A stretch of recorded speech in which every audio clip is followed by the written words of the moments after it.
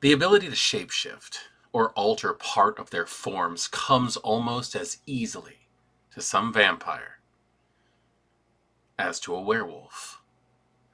The savage animal forms that a vampire can assume allow them to become a better predator. The ability to sink into the ground or disperse into a cloud of mist allows them to evade capture. Greetings, Kindred. I am Voivode Maquette, and welcome back to our World of Darkness. And tonight we're going to be going over some of Mind's Eye Theater's Vampire the Masquerade Laws of the Night, specifically the disciplines. This is a level by level, where we will be going through each individual level of a discipline power that can be found for vampires in World of Darkness games, specifically for live action roleplay, for LARP. Now, these can get a little bit confusing and long-winded, therefore I have provided time codes in the description below so that you can fast track to the information you need for each individual discipline. With that, let's go ahead and get started with the general information that you all need for using disciplines using the Laws of the Night system. When a mortal is embraced and becomes a vampire, they have innate supernatural powers called disciplines. When a vampire feeds on human blood, they learn to refine and temper the resonance of the victims to unlock terrifying and devastating powers of the blood. These powers range from supernatural strength, speed, and resiliency to the ability to subjugate the minds or cloud the perception of enemies and others. Disciplines are rated on a scale from 1 to 5 dots. After character creation, a character must purchase additional dots with XP. Each unique discipline has the following general characteristics. Type. Are the discipline powers mental, social, or physical? Masquerade risk. How dangerous to the masquerade is using a majority of this discipline's powers? Blood resonance. What type of blood must be consumed to learn this discipline? Each power within a discipline has a cost, usually a simple or standard action, or a number of required rouse checks. Each discipline power also has a listed duration. Learning disciplines. Learning a dot from an in-clan discipline requires a downtime action from the vampire, as they find and feed upon a mortal with the correct blood resonance of that discipline. If a vampire seeks to learn a discipline that's not an in-clan, she must drink 1 rouse check's worth of blood from a vampire who possesses that discipline, in or out of clan at any level. She must then spend a downtime action feeding upon a mortal with the correct blood resonance for that discipline. This process must be repeated each time she wishes to learn a dot of an out-of-clan discipline. Learning Oblivion or Blood Sorcery as an out-of-clan discipline is the exception to that rule. In addition to those requirements, the learning vampire must be willingly taught by a vampire who possesses Oblivion or Blood Sorcery as an in-clan discipline. This requires a downtime action to be spent by both the learner and the instructor. Thin blood vampires must possess the vampiric discipline merit prior to learning 1 selected discipline. Selecting powers. Every time a character gains a dot in a discipline, they must choose 1 power from that discipline list. The power chosen must be equal to or less than the new level of dots she possesses in that discipline. Note that choosing a lower level power does not provide a discount on the discipline dot purchase. For example, a Brujah who started the game without any potence wants to learn both Prowess and Soaring Leap from Potence. They purchase Soaring Leap with their first dots for 5 XP, and Prowess with their second dots for 10 XP. requiring a total of 15 XP. Amalgams. Amalgam powers are special powers that require proficiency in more than one discipline. They may be selected instead of standard discipline powers when you purchase a new discipline dot. In order to select an amalgam power, you must also possess the listed number of dots in the prerequisite discipline. Amalgam powers count as belonging to both disciplines for all purposes. Also, as a side note, any amalgam can be purchased by any clan. Unless otherwise stated, the only prerequisite for purchasing an amalgam is having the number of dots in the secondary discipline listed and the experience points to purchase it. Using disciplines. The following rules apply to all discipline use, unless otherwise stated. A discipline power can be used on the same target on subsequent turns, even if the first attempt failed. Multiple instances of the same discipline power do not stack. If a power has a duration and is used multiple times on the same target, the duration resets and begins again, instead of having more time added. Any discipline that has an action cost to activate lasts for 1 hour.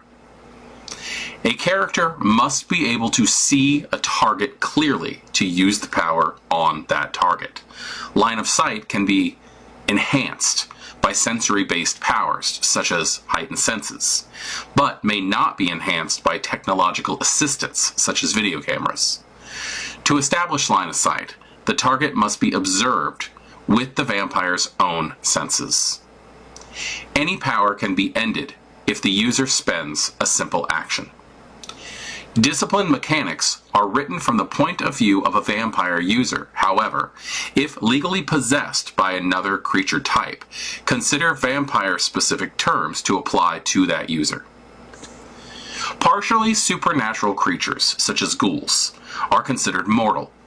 If a power has a greater effect on mortals, it will also have a greater effect on ghouls. Other rules and limitations specific to a discipline are listed in the characteristics section of each discipline. A number of discipline powers refer to situational modifiers such as relenting, wound penalties, conditions, and line of sight. For more information and explanation for those terms, see Core Rules Systems on page 83 of Laws of the Night. Combat turn duration. Unless otherwise stated, a power that lasts for multiple turns in combat expires on the same initiative count as initiated, regardless of whether the character who initiated the power is still alive or if their initiative has changed. Gaze and focus. Some disciplines require the target to focus their attention on the user of the power. These powers do not require eye contact, but do require having the attention of the individual you wish to control. Individuals may attempt to find ways to avoid making eye contact, but the powers of the blood are not so easily thwarted. Gaze and focus only requires having the attention of the individual you wish to target. Anyone whose attention is on you is a viable target for powers that require gaze and focus. This includes the following individuals: those who are looking into your eyes, those holding an in-person conversation, not over the phone or video chat with you, those who have physically attacked you or used a mental or social power on you, regardless of the success of such attacks. Gaze and focus gained this way lasts for the remainder of the scene or combat scenario. It is possible for a single person to focus on 2 or more individuals. If supernatural powers are used to make you pay attention to 2 characters at the same time, you might glance back and forth between the 2, or move to a place where you can see both simultaneously. You are also capable of holding the gaze and focus of multiple parties. Transformative powers. Any power that significantly alters a character's physical shape is considered a transformative power. Each of these powers explicitly states that it is transformative. Unless otherwise stated, transformative powers have the following characteristics. Transformative powers last until dawn, or until the user sleeps, is subject to the helpless condition, falls unconscious, or falls into torpor. The user may also spend a simple action to end the transformation early. A character may only use and benefit from one transformative power at a time. If a character attempts to use a transformative power while already being affected by another, the first ends immediately, and the second activates. Transformative powers do not prevent you from using non-transformative powers as long as your current form can reasonably fulfill the requirements of a non-transformative power. When you activate a transformative power, clothing and small personal items disappear. These return when you regain your normal form. A character cannot use physical weapons, guns, swords, etc., while transformed.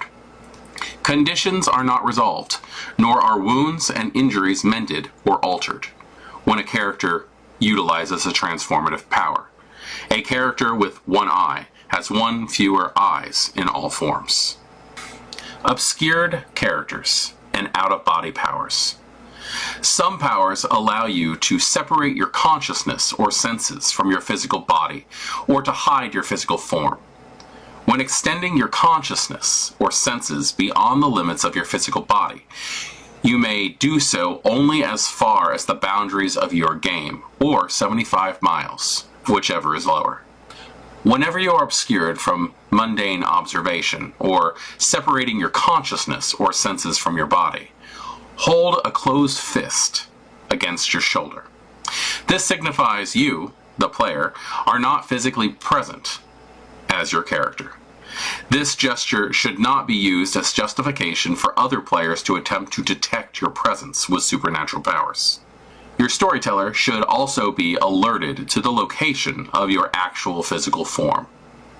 If you are able to perceive multiple locations at once, use an assisting storyteller to observe and report from one location. You may also rely on other characters in the scene to relay what happened while you chose to concentrate on one location. Use of such powers does not mean that the other players must pause roleplay while you move back and forth between multiple scenes. Mortals. Some powers have differing effects when targeting mortals. Ghouls and thin-blood vampires without the vampiric resiliency merit are considered mortals for the purpose of discipline effects against them. Fully supernatural creatures such as changelings, mage, and werewolves are not considered mortals. I understand that there is a lot of information to take into that, and what I've stated there are the verbatim, word for word, taken from the book, examples of the general rules for utilizing disciplines when playing in a LARP setting. I hope that was helpful for you, but let's go ahead and move on to the discipline in question.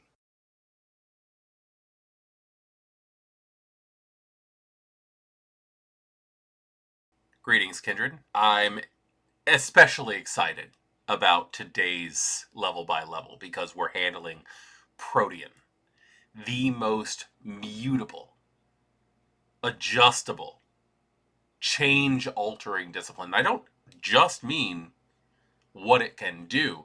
I actually just mean its nature in general. Protean is the discipline that has the most variance in the forms of amalgams. Protean makes up a list of disciplines that used to be clan specifics in earlier editions of Vampire the Masquerade. The followers of Set, with their Serpentis, now falls under the guise of Protean. The Tzimisce and their Vicissitude now also falls under Protean. I love that they took the transformative powers of Vampire the Masquerade and just kind of crammed them all together. I really do.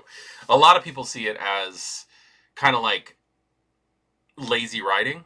I personally see it as very inventive writing. I don't fully push or endorse the concept of the Book of Nod as far as it goes as vampire lore. I see it as vampire mythology. I think that you can take a game like Vampire the Masquerade and take it into a variety of places. You could definitely follow hardcore Cain worship, having the Book of Nod be stalwart truth in the propaganda that is kindred existence. In which case, all of the disciplines that are portrayed, other than Thin Blood Alchemy, obviously, are all portrayed in the Book of Nod in when Cain develops his powers, Protean being key among them. Then you could also look at the Ministries mythology of Set and Osiris. The stories between Cain and Set run parallel to each other. Both jealous brothers who take out their sibling in a rage. Depending on your mythology, the Cainite heresy actually sees Cain as blessed for sacrificing what was closest to him to God. But what I mean by that is not taking kindred lore as gospel, or taking kindred gospel as lore. It opens up a whole possibility of how you could run your stories. But the evidence of the disciplines run as evidence on why the mythology is so widespread believed.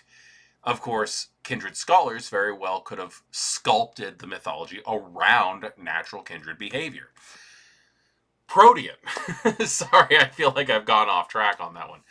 Protean is an excellent example of adaptability and evolution of the kindred spirit. The primal abilities of Protean. I can turn into an animal, I can sink into the ground, I can puff into mist, I can use my body to create weapons for survival, are all valid.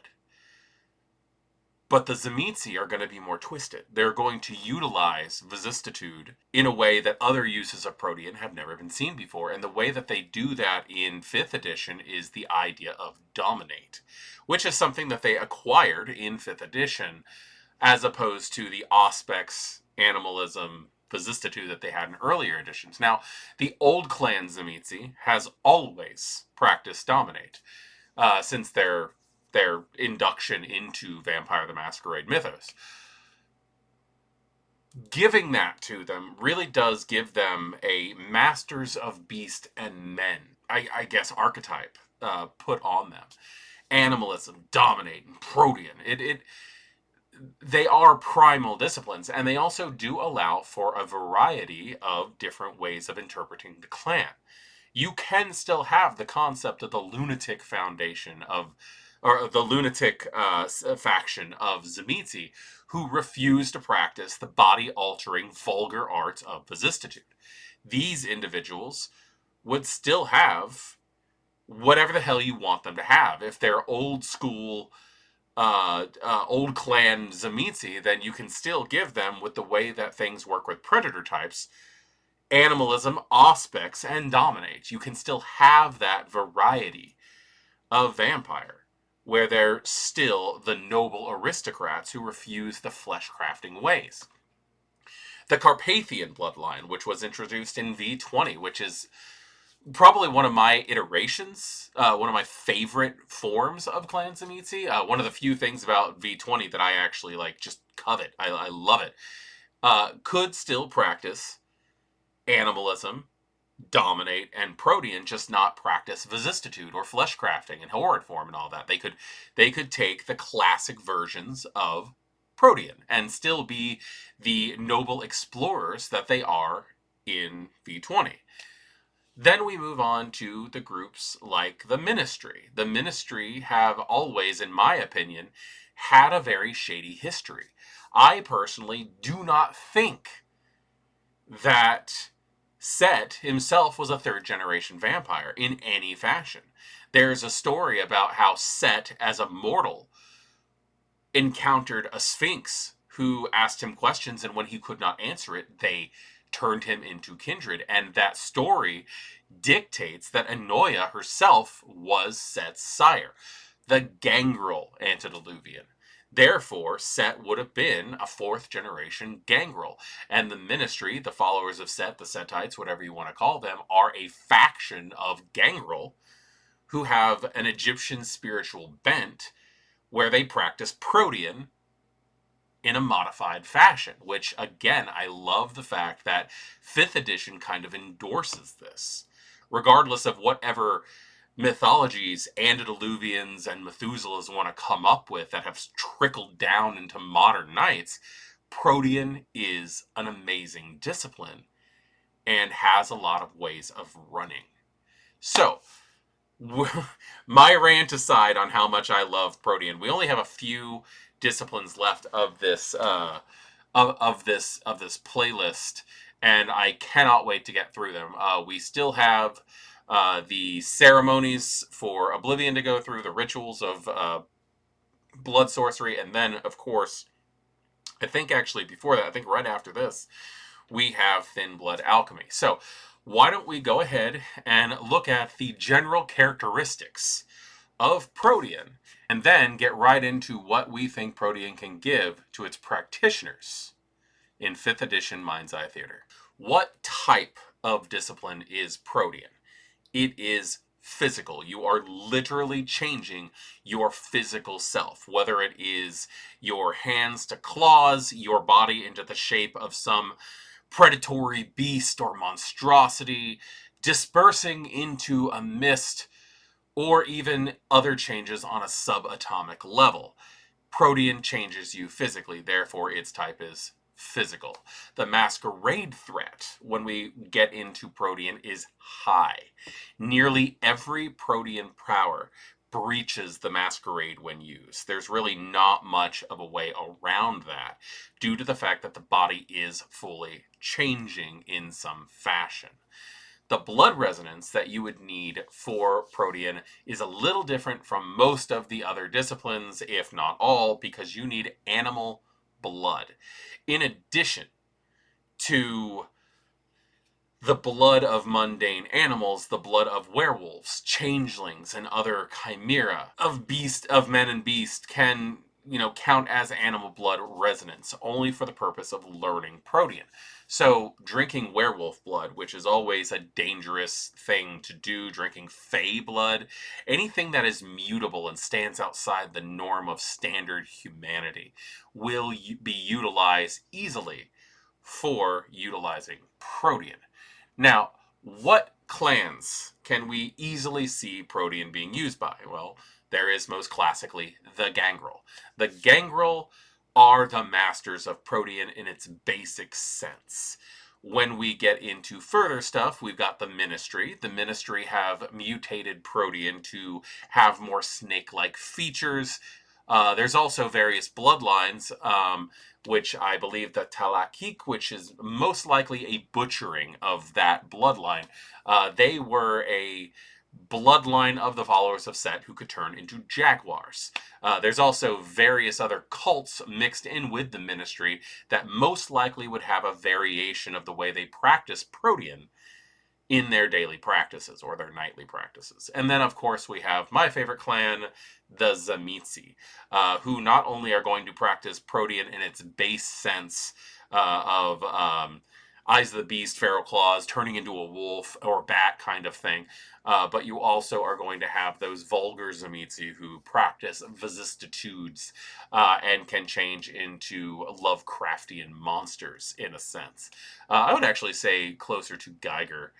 A lot of vicissitude uses used to really match up to stuff like Ridley Scott's Alien, but we will probably touch on that when we get to vicissitude in general. Let us go right into vicissitude and see exactly what each individual level can do for you while playing Vampire the Masquerade in a Mind's Eye Theater setting. Level 1, Eyes of the Beast. Nocturnal predators would hardly be as successful as they are without the ability to see in the dark, a power you've learned to imitate as the first step in your studies of Protean. So, Eyes of the Beast has historically been set as the level 1 Protean. Your eyes either emit a specific amount of clarity through light itself, or as the way I like to interpret it, it picks up all other lights in the vicinity and it appears to be a glow.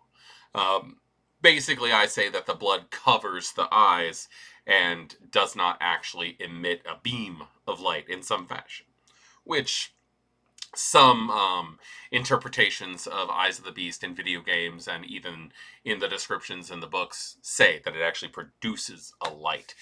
Um, the cost for Eyes of the Beast is free, which is nice. This is just something that your character is able to do. The system states, use a simple action to activate Eyes of the Beast. While active, your eyes glow a soft feral red, and you can see perfectly, even in pitch darkness. Unless otherwise stated, you ignore the blinded condition when it is inflicted by mundane or supernatural darkness. Eyes of the Beast last until dawn, or you choose to deactivate it. The duration for Eyes of the Beast is until dawn. So, one thing that I actually would like to point out, and this is just something that I like because it adds to the world building, is that werewolves, Guru, in Werewolf the Apocalypse, also have this ability. Um, they have the ability to see in the dark and stuff like that, but theirs is described as a yellow glow. And I like the fact that the wild has the yellow glow, but vampires have the red blood glow. I just think that's very interesting. The use, being able to see in the dark, being able to completely ignore the blinded condition in both mundane and supernatural darkness is so beneficial, especially if you get into a fight with like a Lasombra or something like that. It is very nice to be able to just be able to see and to avoid that kind of condition breakdown. The fact that it's free also is amazing. Now, in earlier editions, it used to also grant like an intimidation bonus or something like that. But really, this is more something that the storyteller needs to combine in the fluff, in the actual description of the story. If a human was to see you with glowing red eyes, you definitely should have them react as such. It is not natural. It should be fear-inducing, and this is also a threat to the masquerade. Be careful when utilizing this, although it can be very useful. It's very utilitarian like most of Protean. Level 1. Weight of a feather. With this power, you can channel the weightlessness of a feather, falling safely or stepping across a trapped floor without worrying about stepping on a switch. Weight of the feather is something that was added to Protean in 5th edition, to my understanding. I've never seen it anywhere else, and I like it. What it does is it actually just kind of like reduces the overall like weight through mass. You still have that weight, but I don't. It's really kind of hard to justify this, but it's supernatural, so you don't have to. The cost for weight of a feather is free. This is something that your body can just do when you stop and think about it. The system states, you may activate weight of a feather as a simple action. While active, the user is immune to falling damage, collisions from external objects. Does not include attacks utilizing the marksmanship skill. You can still get shot, or being thrown into objects. In addition, the user will not trigger devices reliant on weight, such as mines. The duration for weight of a feather is 1 scene. See, the idea of being, you don't register, you know? I don't really see you falling ridiculously slower or anything like that. You're not floating or anything, but the fact that your impact on the ground, or if somebody throws you in front of a bus or a train, the fact that it stops you from taking any kind of damage with that is a very utilitarian way of utilizing this. This is a very strong act of Darwinism, in my personal opinion. There are many uses for this, and the idea of just being able to combine weight of a feather with other things. Weight of a feather like coupled with versions of celerity, like cat-like balance, would let you run across power lines. Weight of the feather with soaring leap as a combination turns you effectively into a blood-sucking sugar glider. Like, there's so many different things that you can do in combination. Weight of the feather works great in concert with other disciplines. Level 2. Feral weapons. When you activate this power, your fingernails elongate and sharpen into deadly claws that can slice through skin like butter. Feral weapons. Feral weapons is a discipline that has had multiple names over the years. I've seen wolf claws, I've seen feral talons, I've seen feral claws. Feral weapons is a great way of looking at this. The description specifically says that your fingernails elongate and sharpen into deadly claws. I have seen this utilized in various ways by various people over the years. I have seen it I've seen it say that it allows you to create like sharp bony protrusions that deal severe damage. I've seen people use it on their like toenails. Like, there's lots of different ways that I have seen this used. But in 5th edition, because the way that this works as not a combat simulator, and more as a social tool for interaction, this game does not focus on the varying ways you might be able to utilize this personally, given clan and style. The cost for feral weapons is 1 rouse check. And the system states, spend your simple action to activate feral weapons. When activated, your brawl attacks do aggravated damage to mortals. In addition, when you successfully strike a vampire with your brawl attack using your claws, they must immediately make 1 rouse check without any benefit, as the claws draw blood from the otherwise unbleeding vampire body. Combat maneuvers do benefit from feral weapons, and the duration is until dawn. So, at the very beginning of the night, you can do 1 rouse check and then sprout dem claws. Now, it does specifically talk about your hands in this. Some storytellers might allow you to do other things depending on how you wish to utilize feral weapons if they are open to interpretation. In my opinion, as long as it follows the same rules as feral weapons, in other words, it does aggravated damage to mortals, not to supernaturals. So vampires and werewolves and changelings would take regular damage from your feral claws. But in addition to the damage, it also causes vampires to bleed, as something in the claws causes vampire flesh to produce the blood that typically would just kind of sit jellified on the inside and doesn't really go anywhere unless it's being utilized. I'm a huge fan of this discipline, and I have seen people in LARPs that I have played in complain so much that it doesn't deal aggravated damage. Damage is damage. Now, I understand aggravated damage lasts longer. You can't heal it unless you sleep. That does make it a royal pain in the ass. However, with this discipline, not only are they losing, like gaining, I should say, they're gaining hunger when you hit them. If they decide they're going to feed, there's a chance they're going to gain hunger yet again.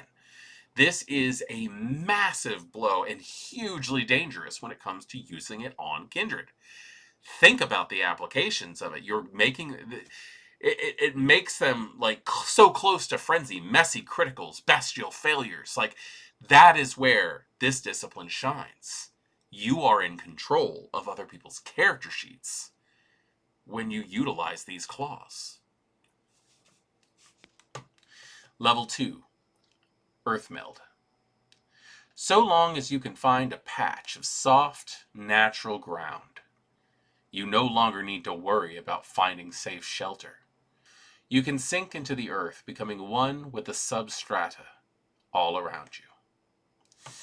Earth meld has always been like a major important discipline when it comes to vampires who travel, who see the world, because most vampires are city dwellers. They don't go anywhere because there's too much danger out in the wilds, and their food source is in the urban setting. The cost for using Earth Meld is 1 rouse check. And the system states, use your simple action to begin sinking into the ground. You must be touching the earth, clay, soil, or other soft consistency ground in order to use Earth Meld. At the end of the turn, you resolve any grappled conditions you may have and become supernaturally joined with the earth. Before the end of the turn, you may attack and be attacked as normal. If you choose to end this power willingly and are still part of a combat scenario, you appear at the end of the turn and may act normally again on the following turn. While joined with the earth, the vampire exists in a semi-solid form and cannot take actions or use any powers. While awake and melded with the earth, you can perceive your surroundings as though you were standing above the ground with which you are merged. Melding with the earth shelters the character from sunlight during the day and from fire searing the ground overhead, and makes the vampire immune to most forms of physical harm. Significant disruption of the ground, where the character is melded, ends this power prematurely, immediately ejecting the vampire from the ground.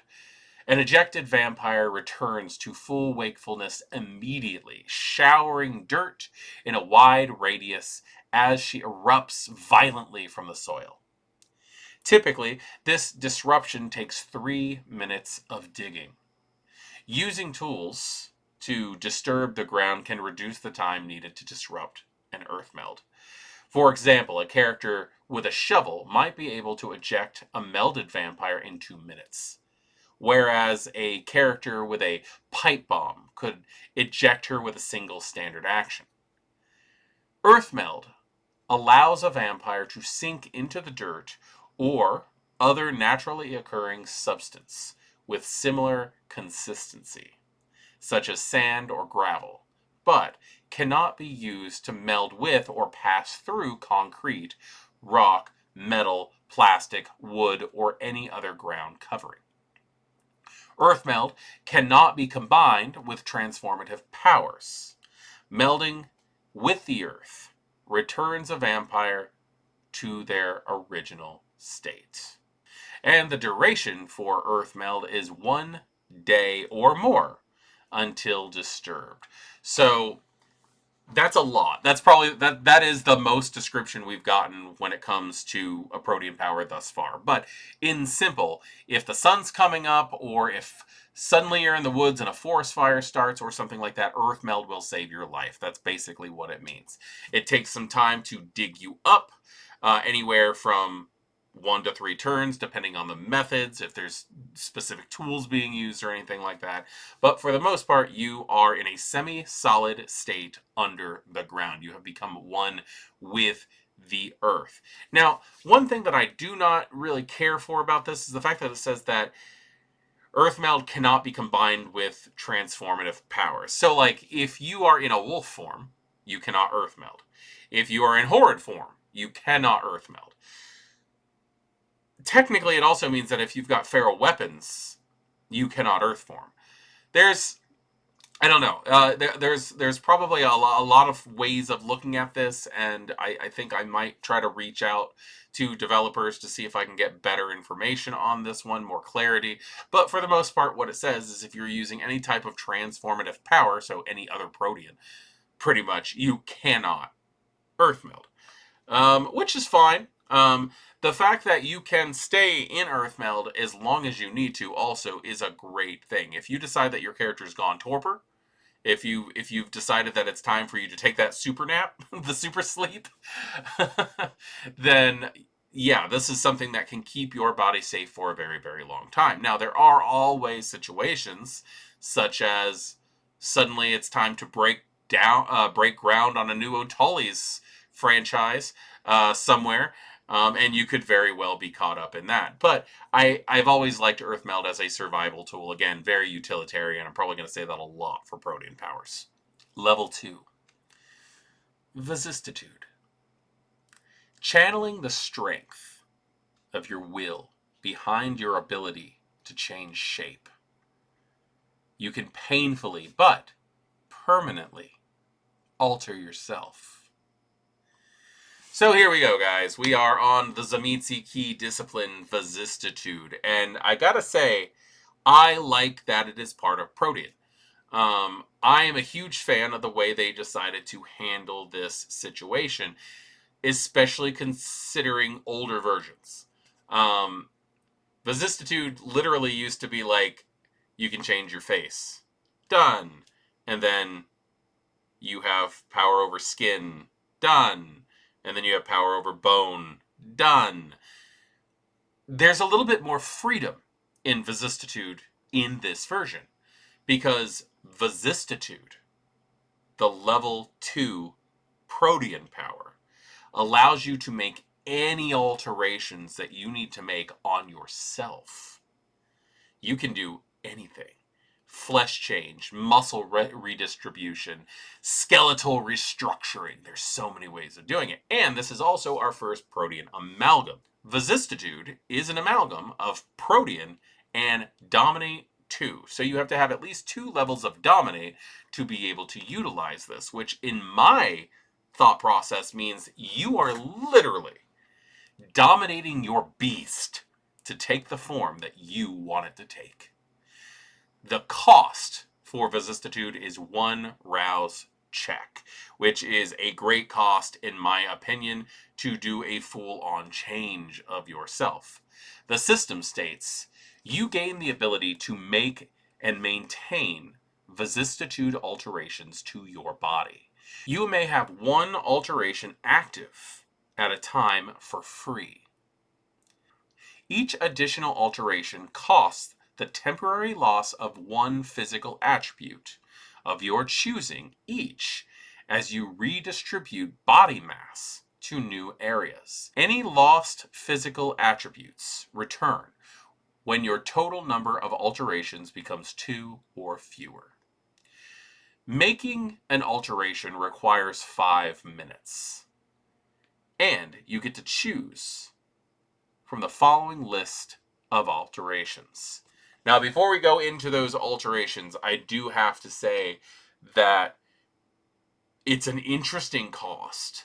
The idea that you get 1 alteration for free, but any more than that, and what you're doing is you're literally making yourself more physically unstable. You are losing strength. Your stamina can reduce, which will affect your health level overall. Your dexterity gets lost because it's hard to manipulate things because you've redistributed. This is an interesting consideration when you think about how addictive body modification can be. Ask anybody who's got a tattoo. They want more. Regardless of how it felt, they want more. Piercings, various other aesthetic changes in your body. These things are addictive and should be played as such. So let's go ahead and take a look at those list of alterations that are available. Appearance. You may physically sculpt your features to any appearance within a normal human range. You can alter your face, size, skin, sex, or hair color. You may also make yourself taller or shorter by up to a foot. To mimic a specific person's appearance, you must have at least 2 dots of the medicine skill. and you must study that individual from multiple angles for at least 15 minutes.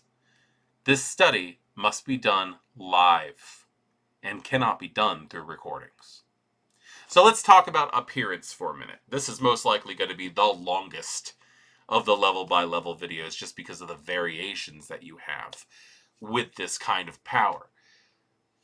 So you can sculpt yourself within any human range. You basically can make yourself look monstrous or anything like that, but like you can't suddenly give yourself the shape of a buffalo or anything like that. The idea that you can change pretty much any type of detail on your body is amazing. Now, to copy a person, it does take in consideration your medicine skills. That's an interesting thing because what you're looking at there is medicine anatomy.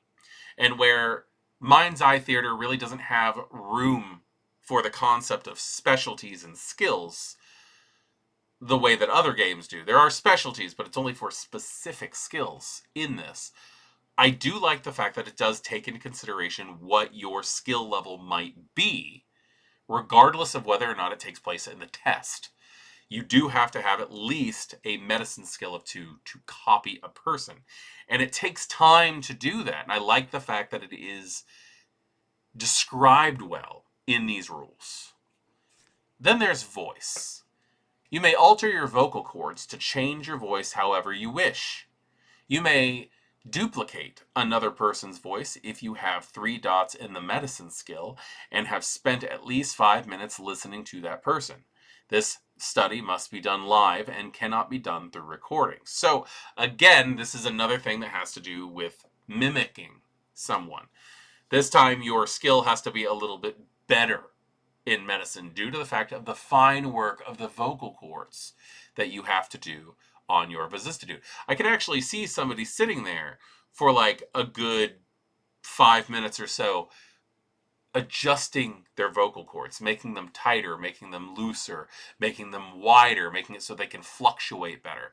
There is a lot of dirty details in vicissitude that are just glossed over but make sense when you think about it. I like this because if you're impersonating someone, it does not necessarily mean your voice changes as well. That's a separate action altogether. Horrifying appearance. By making yourself appear horrifying through alterations, you may gain a +3 bonus on mundane charisma plus intimidation checks to terrify mortals. This is a masquerade breach, but some Fleshcrafters do this and use dominate to cover up the deed. So this is making yourself generally horrifying. Giving yourself horns, elongating your teeth, distributing features of your face, extra fingers, extra knuckles. Like there's so many different ways you can utilize a horrifying appearance. But this is not a horrid form. That is a level later on that we will get to. But this is just generally making yourself scarier, which is an interesting way of utilizing this. Bony weapons. You may alter your skeleton to create a bone weapon with the concealable ability. This weapon can be wielded using either the brawl or melee skill and may not be disarmed. So in other words, what they're talking about here for bony weapons is bony protrusions. Being able to elongate your fingers into daggers, having a sword that comes directly out of your wrist, perhaps even the ability to just fling out, like, I like this a lot because it does give you a lot of consideration of being able to have weaponry hidden in your body made of your very bones. This is a lot of fun. Also, the fact that it can't be disarmed tells you that these are still connected to your body.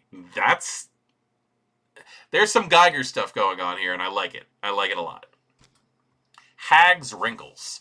You may conceal items up to the size of a large handgun within the folds and pouches of your flesh. Accessing items stored in these pouches requires a simple action. This is a use of Vicissitude that I have actually utilized. When I was in the Chicago game and B. Dave Walters was playing Prince Kevin Jackson, I was put in charge of watching an object, a relic, that he needed studied, and people wanted to steal it. So myself and the other Iron Horsemen decided that everybody was going to carry decoys, including myself, but the real one, the real chalice, the relic that I had, was going to be hidden inside my body, and I utilized this for several days. It was a lot of fun. The descriptions disgusted people. Even some of the guest stars, when they found out that I was doing, looked at me and told me I was messed up. Yes. Anyway, Hag's Wrinkles also is a reference to the discipline Thanatosis, which was the clan-specific discipline of the Zemedi, or the Nation of Blood, the Nation Sanguine, or yeah. Anyway, they had kind of like a special ability of necromancy that affected their own body and their own discipline called Thanatosis. Hag's Wrinkles kind of does the same thing that used to do at one of the early levels, which I believe was also called Hag's Wrinkles. Bone Tool. You can modify your finger to be more efficient for various tasks that would otherwise be accomplished by a tool. In this way, you can give yourself the ability to pick locks, hotwire cars, tailor a suit, or any other thing that a tool would assist with. This reduces the difficulty of a test by 2, as if you had superior miscellaneous gear. This effect does not stack with the gear, however. So bone tools, again, this is something that I've utilized. It actually kind of points at a little bit of my Darkness Emergent character's lineage as well. My character was embraced by an old character that I used to play. I don't know. Has anybody else ever done that? That's something I'd like to ask. Put that in the comments below. Have you ever decided that it's time to not play a character anymore, but you decided to just bring in their child? So far, I'm the only person who's done that I've talked, well, that I know of, and I don't know. I feel weird doing it, but I also kind of like it. But my grandsire, my old character's sire, was the Little Tailor of Prague, who famously had all of his hands stripped of skin, bones elongated with catgut, running down his arms as spools of thread so that he could be a tailor. He was the Little Tailor of Prague, who is the Archbishop of Prague in the Fall of Atlantis series. He also has a Jihad card, which I love, which I'm probably, grandpa. But the idea of being able to do that is awesome. I love the fact that it reduces difficulties by 2, as if you had specialized superior miscellaneous gear. You could use this for picking locks. You can use this for wedging open doors. You can use this. I love the fact that it says hot wiring cars. Tailoring suits is close to my heart, in my opinion, with the way that my lineage goes. But there's so many different ways that you can use this, and Bone Tool is seriously something that you all need to be inventive about. In fact, if you have any inventive uses for Bone Tool, share. Let's all of us become superior Zemitzi. Please put that down in the comments as well. I'm interested to know what bone tools you have all used. Climbing spurs. You may add spurs to your feet and hands that allow you to climb surfaces without handholds at a normal speed.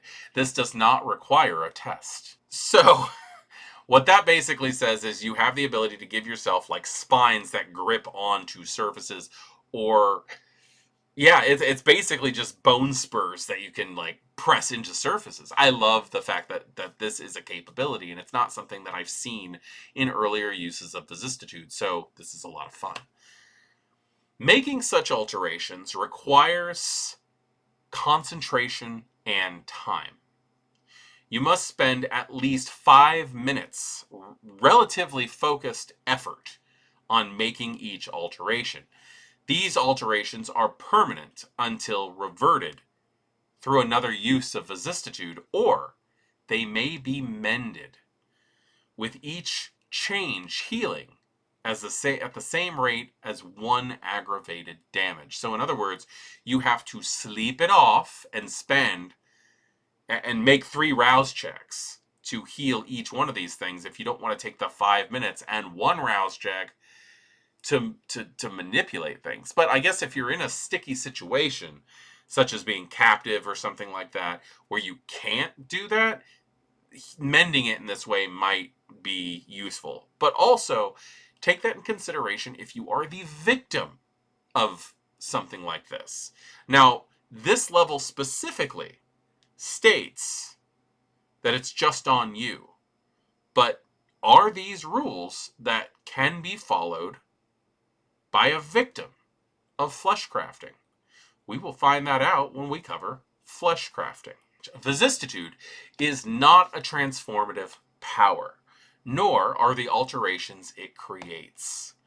When using a transformative power, any alterations made from vicissitude cease to function unless otherwise stated.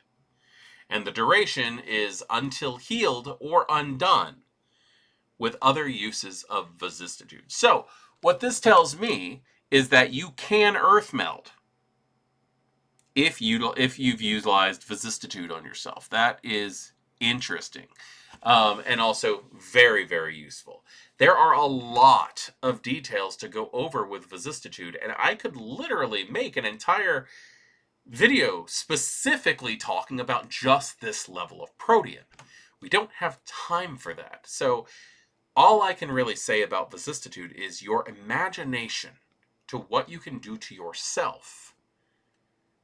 Those are your only limits. Level 3, Fleshcrafting.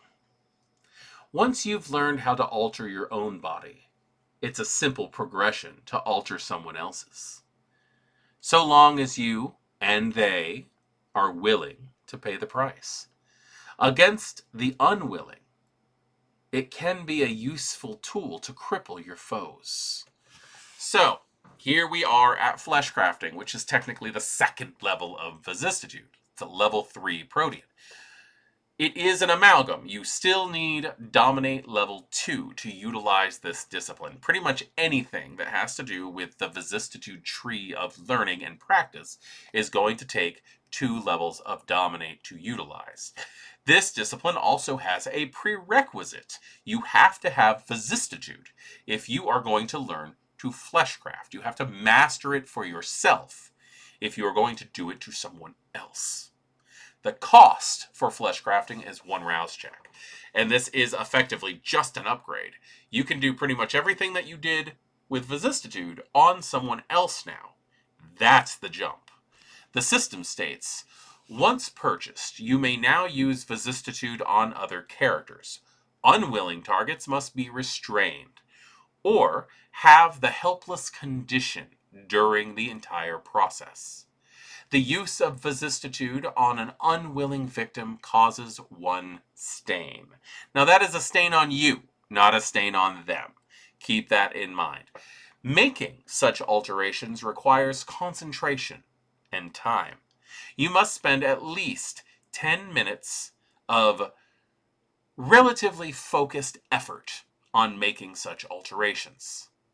These alterations are permanent until reverted through another use of vicissitude, or they may be healed, with each change healing at the same rate as 1 aggravated damage.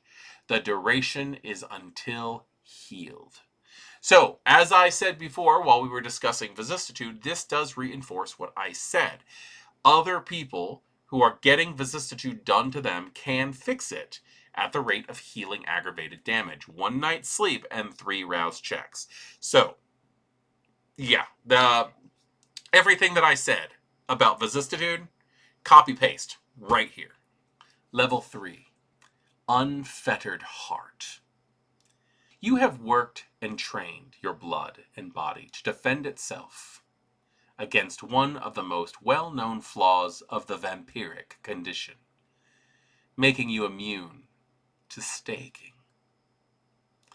So Unfettered Heart is a very interesting power, and the fact that I believe it used to be like an elder level and now it's a third level is nuts. But there are also a lot of interesting things to choose from when it comes to Vicissitude. Now you can always take these disciplines later. Like if you wanted to and you're like, oh, I don't really like any of the 5th levels, Unfettered Heart looked interesting as a 3rd, you can take this as a 5th level. You can take it as a 4th level, it does not matter. You just can't buy over your status. If you've got like a 1 or a 2 in a discipline, you can't buy higher than that. You have to like stick within that range. But Unfettered Heart, being able to basically gellify the inside of your body so your heart's just kind of like moving around and it's very difficult to get staked, is a very useful discipline. The cost is free. You don't have to do anything. Once you buy it, you have it. And the system states you're immune to staking. The duration's passive. That's the whole thing. It's the easiest discipline of Protean to have. I like disciplines that you don't have to do anything for. This literally just gets you stake immunity. Level 3, Shapechange. This power means that you have studied another creature so in depth that you are able to change your own shape to mimic theirs, with all the physical strengths and limitations of your chosen animal, so long as it is close to your own size. So shape change is the classic Protean power.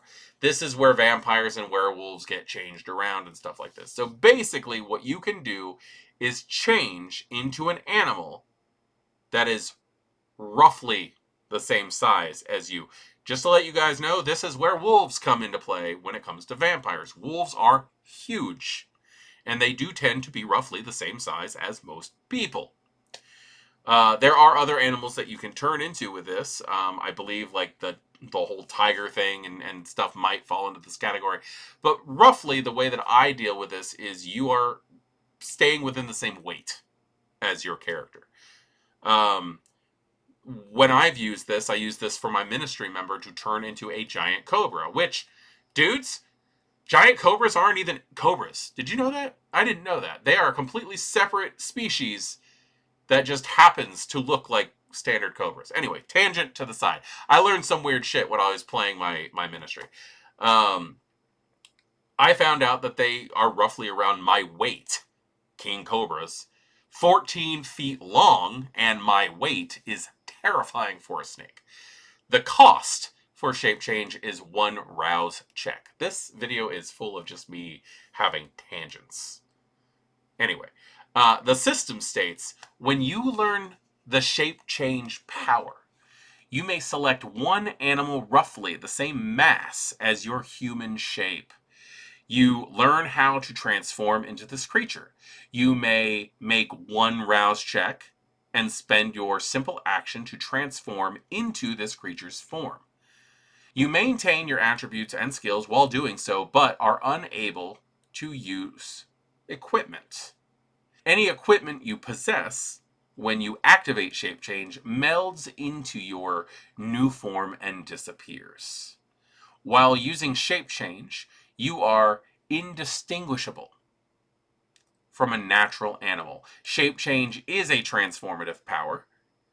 If you wish to purchase additional animal forms, they may be purchased for 3 XP each. So, that's a lot. I like the fact that it gives a description of the fact that like clothing and equipment that you have on you just kind of dissolves into your form when utilizing this power. And I'm going to just go ahead and say that's just to keep things neat and tidy.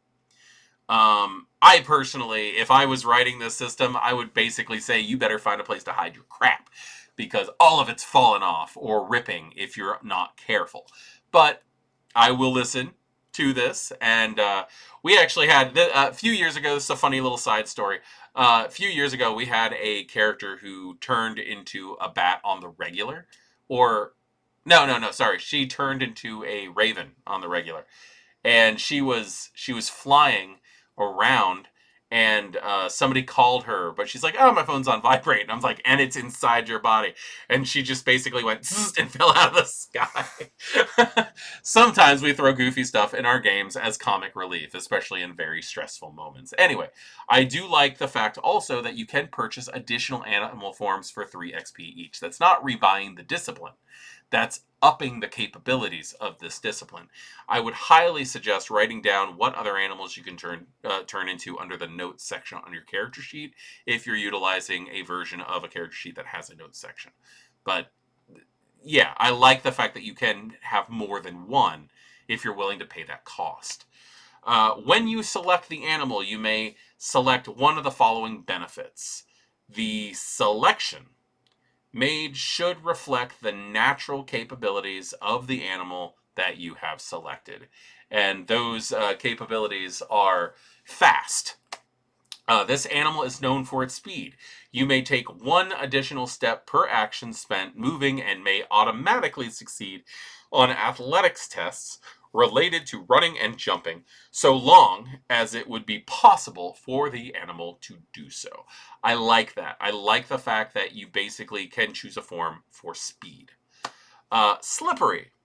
This animal is hard to pin down or otherwise good at escaping a grapple.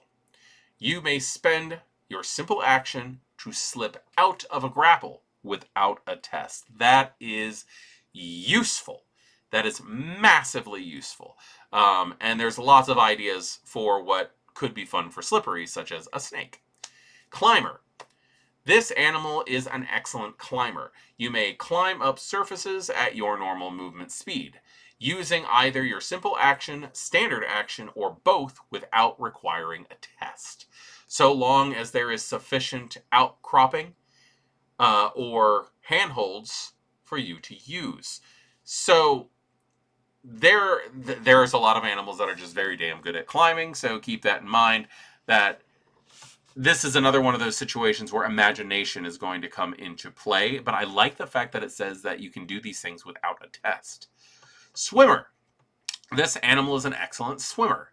You may swim at your normal movement using either a simple action, standard action, or both without requiring a test. Again, very useful. I've utilized that once, and I gotta say, it made the scene just a hell of a lot more fun and descriptive.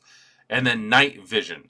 This animal is known for excellent night vision and may see in natural darkness without penalty. I am a fan of that because you could utilize that ability without giving yourself away by using Eyes of the Beast, or you could pretty much get the effects of Eyes of the Beast without having it.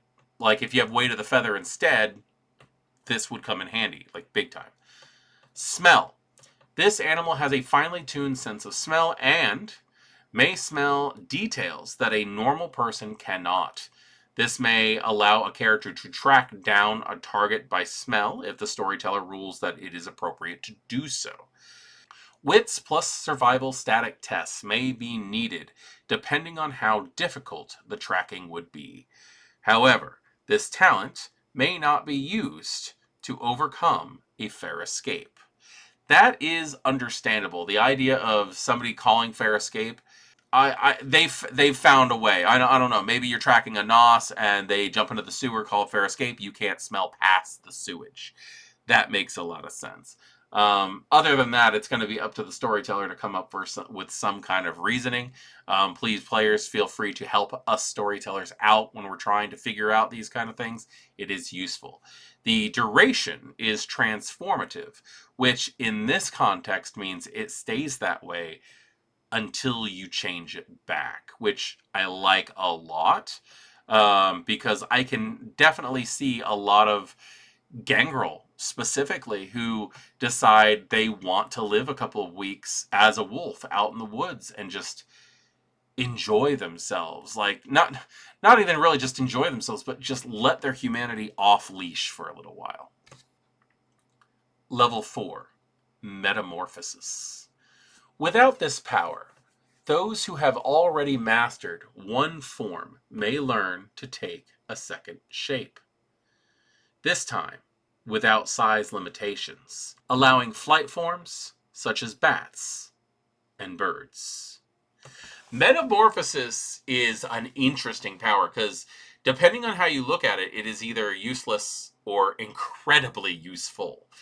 Now, Shapechange allows you to take multiple forms at the cost of 3 XP, but they allow you to take multiple forms of roughly the same size and mass as your character. This allows you to be as small as a bat or a bird. These are very, very useful. The cost for Metamorphosis is free, but the prerequisite for Metamorphosis is Shapechange. So effectively, it's just upping your Shapechange, which by natural rules has a rouse check of 1. So technically, just consider that.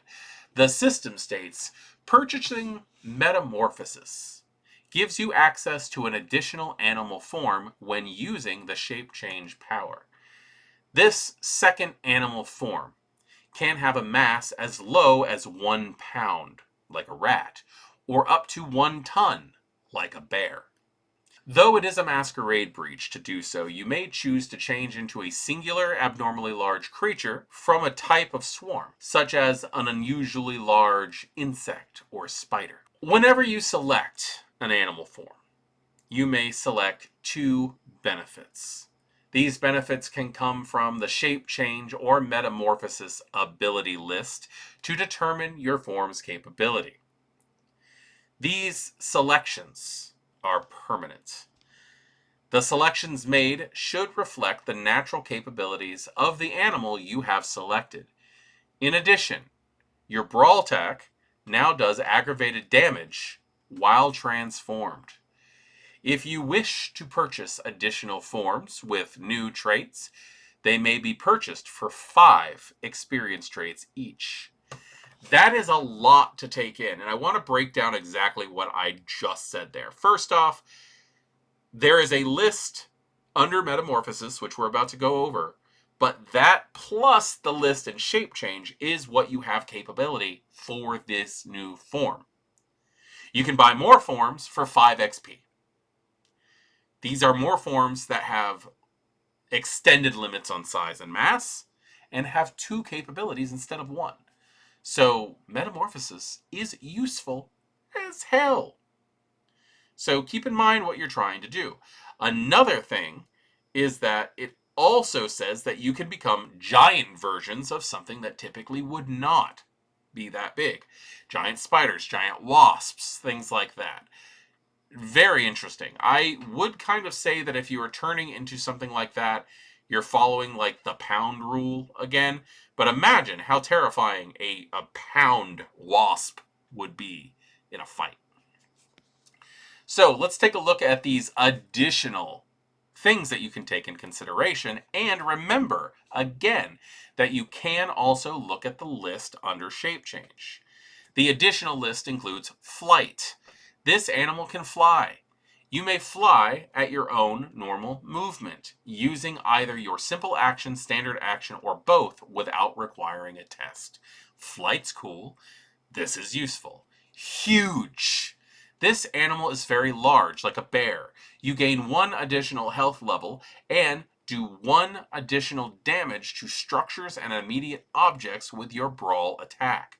When this power expires, remove a health level that does not have damage assigned to it. If you have no empty health levels after removing the bonus health level, you fall to torpor. That is big, considering the fact that you could literally be you could be injured after a fight is over, like as a bear, and then when you turn back to your kindred form, your normal human-looking form, that damage could catch up to you, and you could just collapse into torpor. So be careful and make sure you maintain what your health is at. Stealthy. This animal is very small and stealthy, like a rat. You gain +3 to mundane dexterity and stealth test to avoid notice, and do not trigger mundane security apparatus, such as pressure plates and motion sensors. So, good benefit here for being something tiny. Burrower. This animal is excellent at tunneling. You may tunnel through dirt, packed earth, sand, mud, and other similar non-manufactured earth at your normal movement, using either your simple action, your standard action, or both without requiring a test. Manufactured items, such as concrete and hard objects like rock, cannot be burrowed through. So that's something to take in consideration. But I can also see somebody turning into a rat, taking stealthy and burrower together. Just sounds like a great thing to have. Now, compared with flight and this next one, you could have a pretty cool bat. Echolocation. This animal navigates by echolocation like a bat. You gain the ability to echolocate within 15 steps of you by emitting a sound that is outside the range of human hearing. You automatically detect characters hiding with mundane stealth tests within the radius and are immune to the blind condition. Characters within 100 feet of you with heightened senses active may hear this as a high-pitched noise with a wits plus awareness difficulty of 6. So, I want to point something out in my understanding. It says that you automatically detect characters hiding with mundane stealth tests within a radius and are immune to the blind condition. But like being able to pick up hidden characters using mundane stealth tests does not say that they're hiding in a mundane fashion. I, as a storyteller, reading this, would rule that anybody who is using Obfuscate could also be caught through echolocation. That's just me. That is going to be up to storyteller discretion. It does not say that in the book. Do not argue with your storytellers, but make sure that if you have an understanding of something that is different from your storyteller, that you do feel safe to be able to at least have a discussion about it. The duration for this power is transformative, which again means that you can stay in this power as long as you need to. I love this list of things. And when you look at them all together, Metamorphosis is very useful to have on top of Shapechange. Level 4, Abrupt Internment. You can use the earth to meld other things into the earth, either to store or simply stop them from moving. So this is a very fun power, and it is something that I can see Clan Tzimisce taking. Primarily because it seems very Khaldunic sorcery. This power reminds me a lot of Way of Earth, where you can cause people to be dragged down into the ground. The cost for Abrupt Internment is 1 rouse check, and it is an amalgam with Auspex 1. So, Auspex plus Protean. That's very interesting because I really can't think of anything in 5th edition, Gangrel, Tzimisce, or Ministry that has Auspex. Nothing naturally has this power, which in my mind, I can see this is an excuse for someone to take Auspex at character creation and build a Khaldun to start putting that kind of thing into practice. I like that. I like that a lot. This is actually the first amalgam that I remember seeing throughout this entire series that does not have a natural clan that practices it. Now, there are bloodlines out there in the lore that have not made their way into 5th edition, such as the Noeods, which are the Viking Gangrel, who, instead of Fortitude, have Auspex, which in 5th edition actually makes a hell of a lot of sense because there are levels of disciplines that kind of like make up for the way things work, of being able to survive in harsh areas. So it is interesting to see this kind of thing. This is also the first level of Protean that we see that comes with an inept, like an actual included challenge pool, which is stealth plus the survival skill versus the target's stealth plus athletics skill. So consider that. The system states, make one rouse check and spend a standard action to target a character within your line of sight that is standing on any type of ground covering, including dirt, concrete, rock, metal, plastic, or wood. If you succeed in the opposed challenge, you cause the target to become grappled as they sink into the ground to a depth reaching just below their knees. While your opponent suffers the grappled condition in this way, you can move and act normally without ending the effects of the grapple. This is the exception to the rule limiting your ability to move further than one step or target other characters while maintaining a grapple.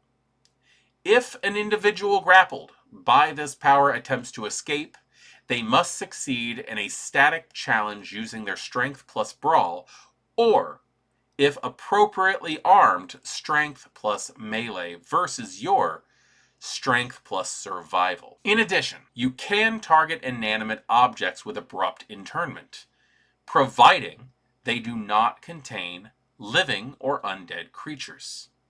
Make one rouse check and use a simple action to cause an object, or a cache of objects, no larger than a small car, to sink completely into the earth.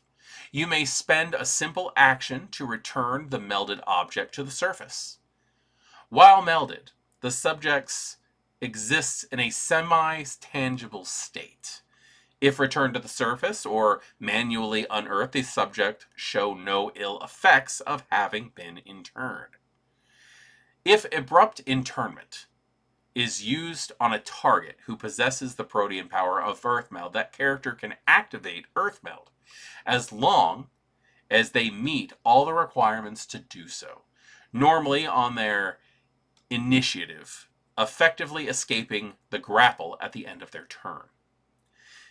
This is not a transformative power. Characters using or successfully affected by abrupt internment who are also currently using transformative powers are not forced to assume their true form, to activate, or when targeted by abrupt internment.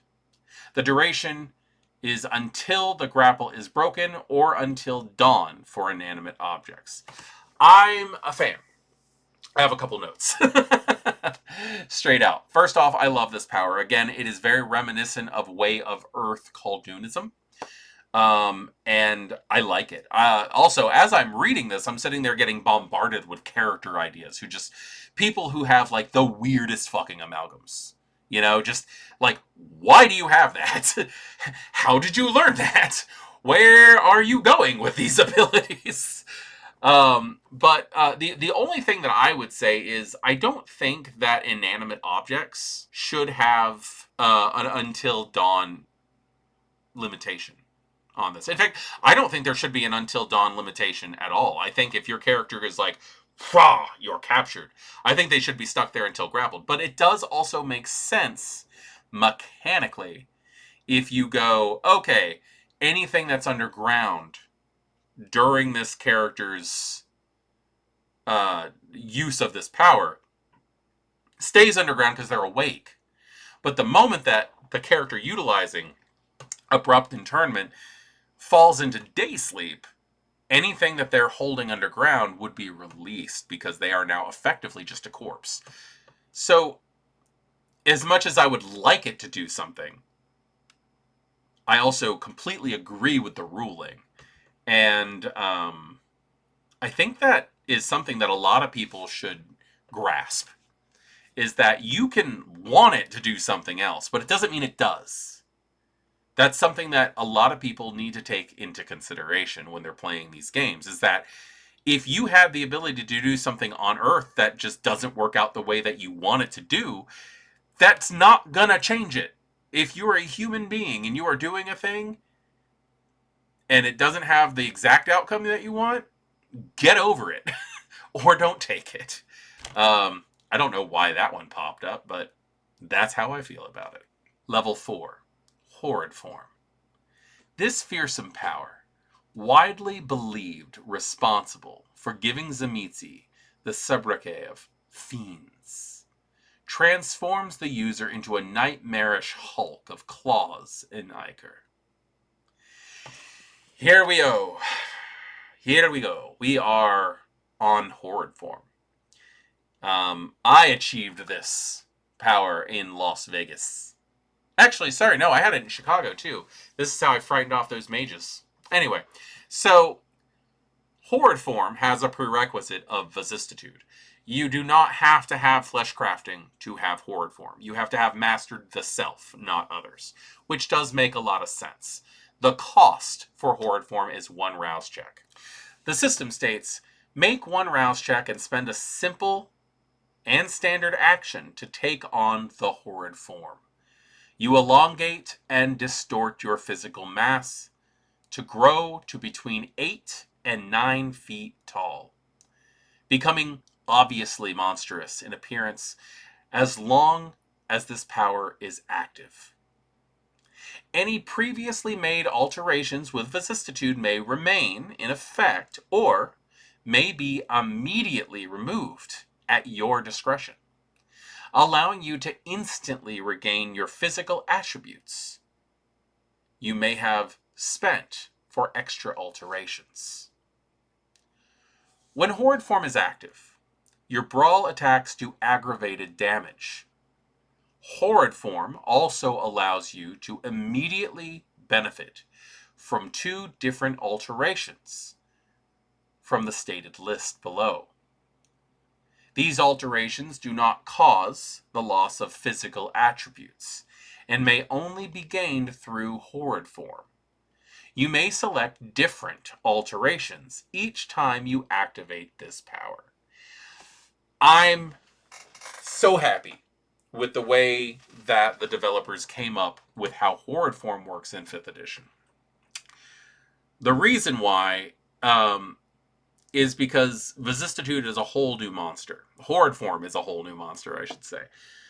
In the earlier versions, everybody had a Horrid Form that roughly looked the same, which, when reading the descriptions in the old Laws of the Night or in the old Vampire the Masquerade tabletop books, they're effectively xenomorphs. They look exactly like that. And there are reasons why they chose those specific forms, but they don't really matter any longer. Now, it's more of a grotesque artistic expression. And the fact that you can choose to have different attributes attributed to your Horrid Form every time you go into Horrid Form is an amazing just additive to the lore. So, let's go ahead and take a look at these attributes that you can choose from. And keep in mind, you're allowed to have 2 of these plus whatever alterations you already made. But if you do keep those alterations that you already made, you're still down those physical traits. Defensive spikes. Grappling you is extremely dangerous, as bony spikes protrude from your form. When someone initiates a grapple with you, they suffer 1 normal damage. So, this is useful. You are still capable of being grappled, but if anybody tries to grapple you, they will take a normal damage, no test. When they succeed, they take damage. Chiroprian wings. By connecting your limbs to your body with a thin membrane, you can achieve flight in a limited fashion. If someone with Chiroprian wings falls from a height, they can spread their arms and use these proto-wings to glide safely to the ground. In addition, they may fly 3 steps per turn by spending both simple and standard actions. So, you basically gain very large bat wings. These would be your fingers elongating, membranes in between each of them, skin flap going from your wrists down to your knees, kind of thing like that. There's lots of ways you could describe this, but effectively, Chiroprian is bat. That's what exactly that means. That is the scientific name for a bat. So that is the kind of situation you'd be looking for, at least fluff-wise, story description-wise. Now, storytellers can be very nice, and they might let you have other things. So ask your storyteller what you can get away with. Thermal vision. Your eyes are optimized for hunting all sorts of prey. You may see infrared or thermal signs within 30 steps of you. You can detect heat signatures in this radius, including body heat. Vampires, who are not using Blush of Life, show up as cold, but still visible. Thus the Second Inquisition, calling them blank bodies. I like this one because not only does it give you a brand new power that most people who used Vicissitude in the past would never really think of, but it also gives a little bit of lore on the Second Inquisition on why they call us blank bodies. It makes a lot of sense. You don't produce body heat. You are a blank body on a thermal cam. You show up on these cameras as vibrant yellows and reds and oranges. Vampires show up on them as like blues and greens and just muted colors. I like the idea of having a vampire be able to activate thermal vision. That's just a lot of fun. And there are, in fact, animals in nature who have the ability to do this. Horrific maw.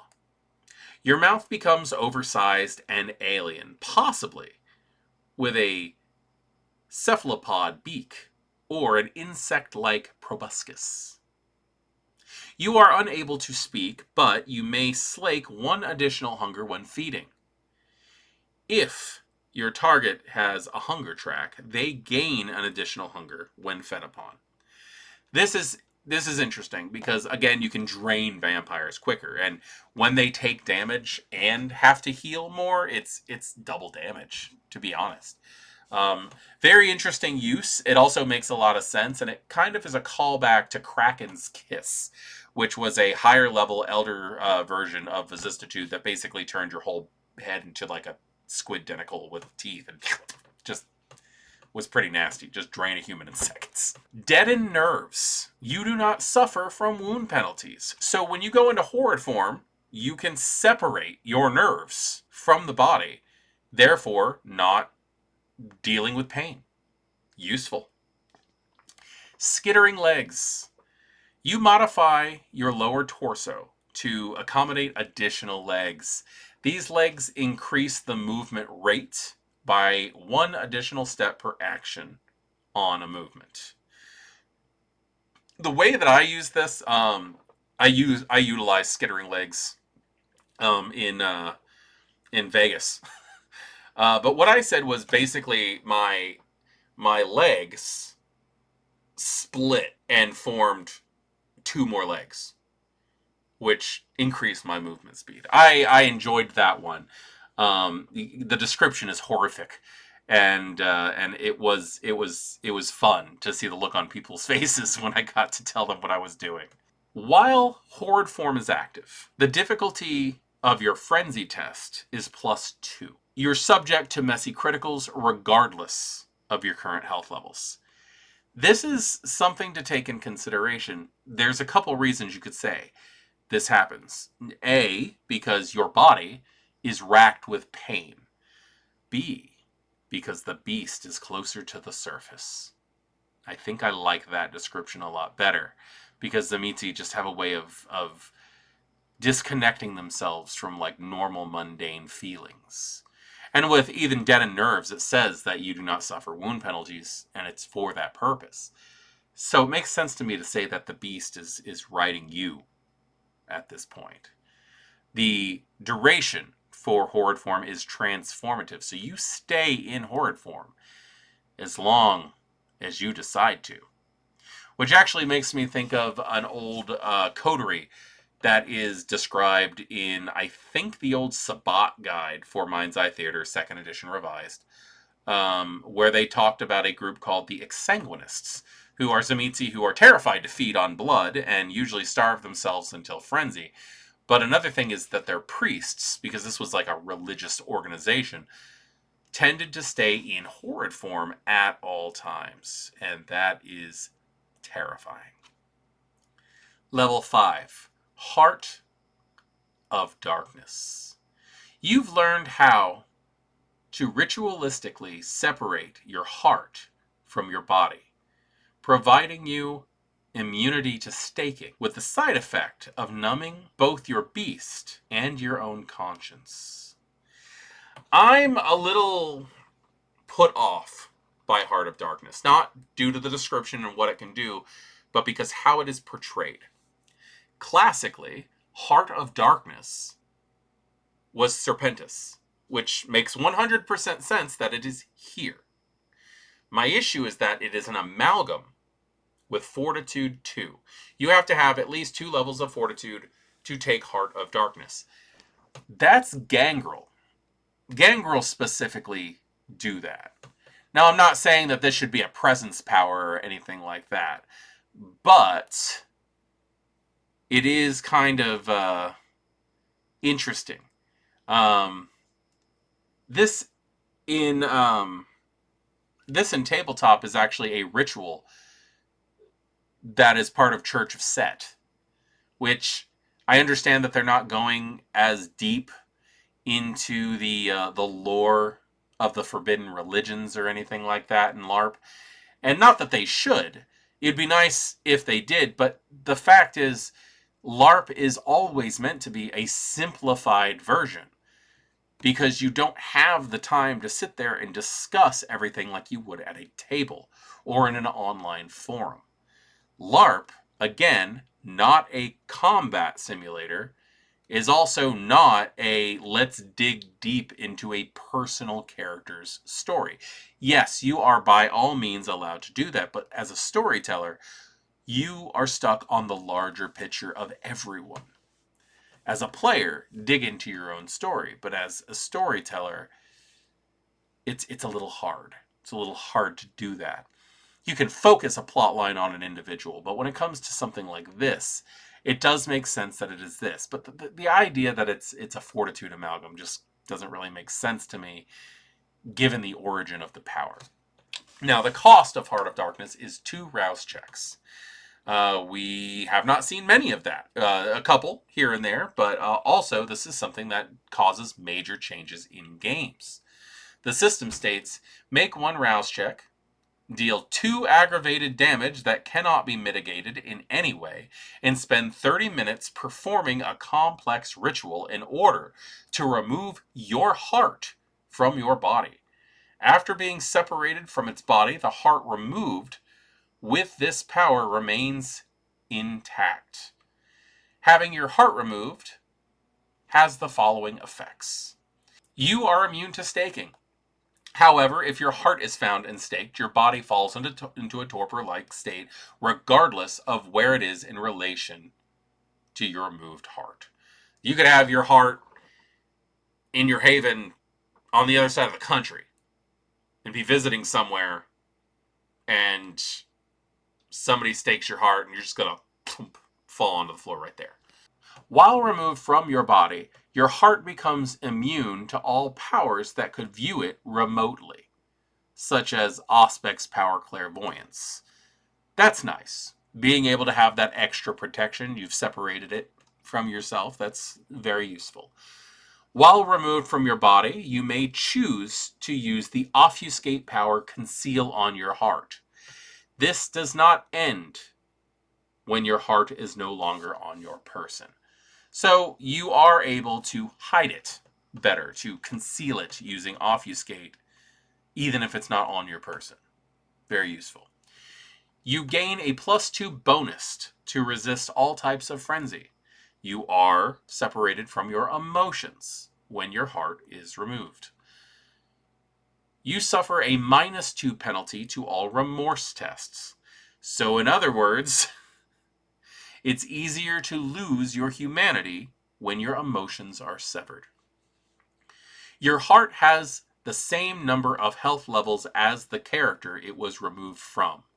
If it is reduced to 0 health levels, its owner falls to torpor. If a heart is completely consumed by fire, your heart may be fed blood, and be fed from as if it were a vampire of your blood potency. This means a vampire may commit diablerie upon you through your own removed heart. Vampires feeding from your heart are also subject to the blood bond. That's interesting. I like the idea that a person could be wandering around and just go, oh God, oh no, and like suddenly have to like find a way to protect their heart, but they are screwed at that point. Let's just be honest. You can replace your heart by making 2 rouse checks and spending 30 minutes reversing the process. Replacing your heart in this way only causes 1 aggravated damage that cannot be mitigated in any way. You cannot place a heart in a body except the one it is removed from. The duration is infinite until destroyed or returned. I do like the rulings on this power.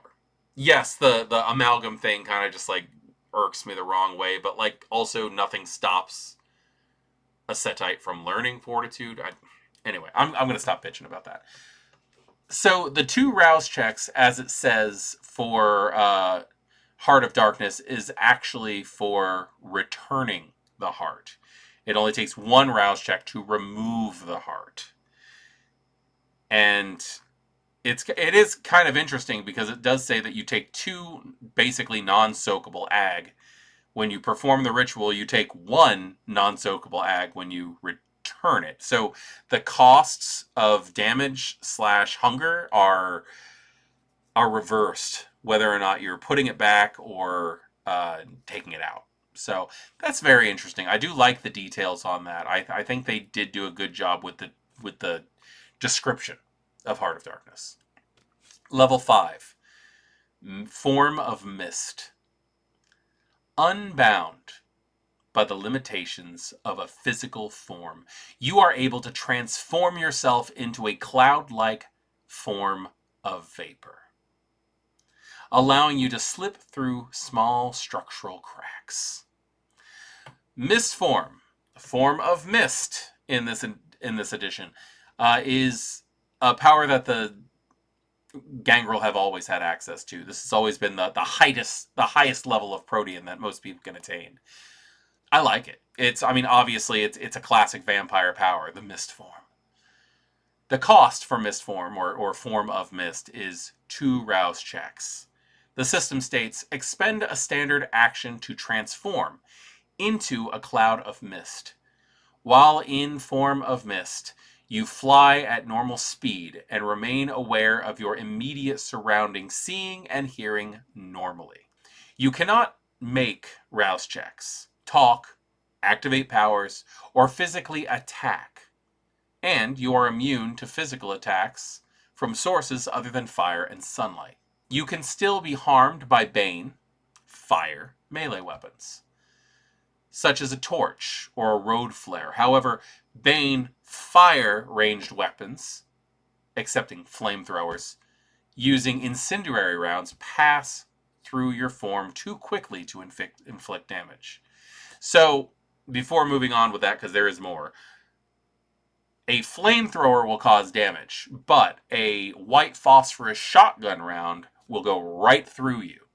Keep that in mind when you're talking about ranged weapons and Bane damage. You are also immune to all powers that require you to have a physical form, or that require gaze and focus. However, you may still be affected by certain powers such as clairvoyance and certain rituals, such as illuminate the trail of the prey, which rely on your mere presence, not your physical substance. While in form of mist, you are semi-solid, fluctuating cloud of water vapor. You can pass through any cracks, holes, or apertures that mists could normally traverse. You cannot pass through solid objects or airtight passages, nor can you travel through panes of glass, as you do not condense. If you manage to become trapped inside of an object or space which cannot house the normal size of your physical form, when this power ends, you are ejected out in a burst of condensed water vapor before reforming tangibly. doing no damage to its container. Form of Mist is a transformative power and cannot be combined with other transformative powers. The duration? Transformative. So it stays like that as long as you need it to. I don't really have anything to say about this. This discipline is very well self-described within the within the description. The idea that you can become a mass of water vapor that effectively moves at normal walking speed. You cannot really be trapped in anything. If you are and you try to turn back human form, you burst out as the water vapor and then reconstitute as a vampire. It's an interesting power. It's also a very classic power. Level 5, Shape Mastery. Social creatures instinctively avoid aggressive posturing in the presence of more dominant leaders. You have learned the ability to enforce this respect, forcing others to revert to their natural forms. And here we are, the very last level of Protean listed in this book, Shape Mastery. Shape Mastery is an amalgam of Presence 2. You have to at least have the second level of Presence to take this power. This, when we were discussing Presence, and I said we will get to it later about why my character, my Tzimisce for DE, took Presence, it's this power. I love this power. The cost for Shape Mastery is 2 rouse checks. The challenge pool is Strength plus Survival versus Composure plus Resolve. And the system states, make 2 rouse checks. Spend your standard action. Roleplay a show of dominance, a roar, a vicious glare, or a predatory gesture towards a target in your line of sight, and make an opposed challenge using Strength plus Survival versus the target's Composure plus Resolve. If successful, you force your target to immediately return to their natural form. Further, they cannot use transformative powers for the next hour. Shape Mastery ends the effects of a transformative power, such as Shapechange or Horrid Form. It also ends the natural shape-changing ability of other supernatural creatures such as werewolves.